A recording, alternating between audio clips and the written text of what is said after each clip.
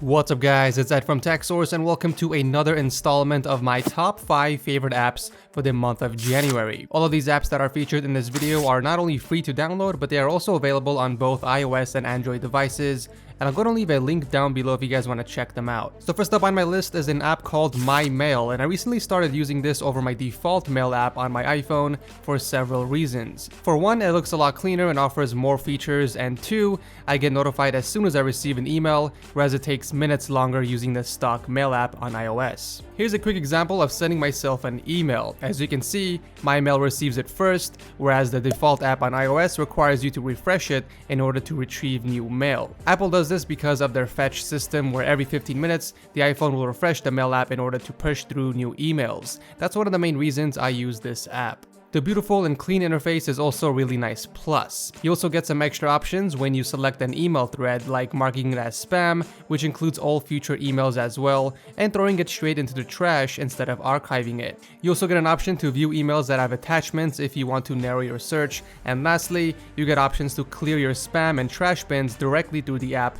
which is a nice feature. Overall, it's a great alternative to the default email app you have on your smartphone, so if you're not happy with the one you're using now like me, then you should check these guys out. The next app on my list is called Ibotta. It's basically an app that pays you cash for everyday purchases. The concept for this app is simple: to completely ditch coupons and use an app to get paid in cash, either via PayPal, Venmo, or get a gift card. You simply log into the app, search for your favorite store or retailer, and unlock the rebates you are interested in. Once you go to the store and buy the product, you can just scan the product barcode and take a photo of your receipt, and it will send you the money to your account within 24 hours. It's pretty much that easy. There are a lot of stores and retailers already available, including grocery stores, clothing, electronics, beauty, restaurants, and a few others. Ibotta is actually running a $10 welcome campaign for the rest of January, so if you guys are interested in signing up, you will receive $10 once you redeem your first rebate. But more info will be listed in the description section down below. Waze is another app I use to replace my stock Apple Maps for one reason and one reason only. It shows traffic in real time and quickly finds a faster and alternate route around so you don't get stuck in traffic.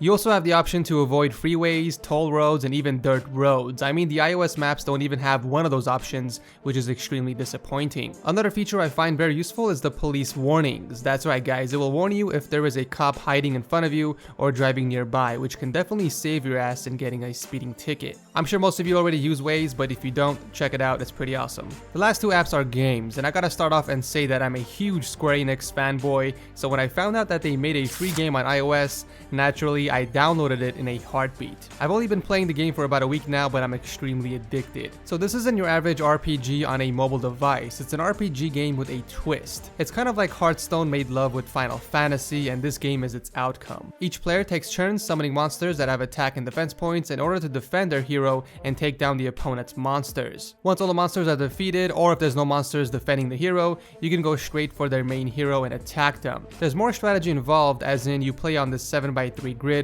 where you can move your players around and even activate special buffs on the ground. As you play, you unlock more stronger characters and leaders, which also have special abilities to help you win. There's also two ways you can play on multiplayer, either in a league where you slowly climb the ladder ranks, or battle players in the same room as you. Magic Rush Heroes is the last game on this list, and this is something I also started playing and can't get enough of. So this is your standard 5-player RPG game where you go through levels and kill monsters to level up, collect new heroes, and power up using runes. But the reason why I'm featuring this in my top 5 apps video is because this game also has a tower defense style gameplay. This is great because as you play the game, you come across levels that you can use your heroes in to defend your crystal, which is kind of like a tower defense game. So in other average RPG games, once a hero has enough power, simply tapping on their portrait will activate their special ability. But in this game, you have more freedom in the sense that you can actually select where you want to use your special ability. For instance, the Ranger's ability. I can basically target which monster to use it on. Another example is using an AoE spell from my other characters in a dedicated area. I feel like this not only adds a new level of interaction with the game, but also adds more difficulty because you have more room to make mistakes. For example, using a stun at the wrong time and having the boss unleash their special ability, or using AoE blast on single targets instead of a group of mobs. Those are just a few examples, and of course you get your PvP with other players by entering the arena. So that's it for my top 5 apps of the month. If you guys enjoyed this series, make sure to smack the crap out of that like button,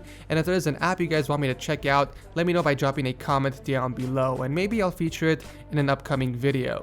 Thanks again for watching, and I'll see you in the next video.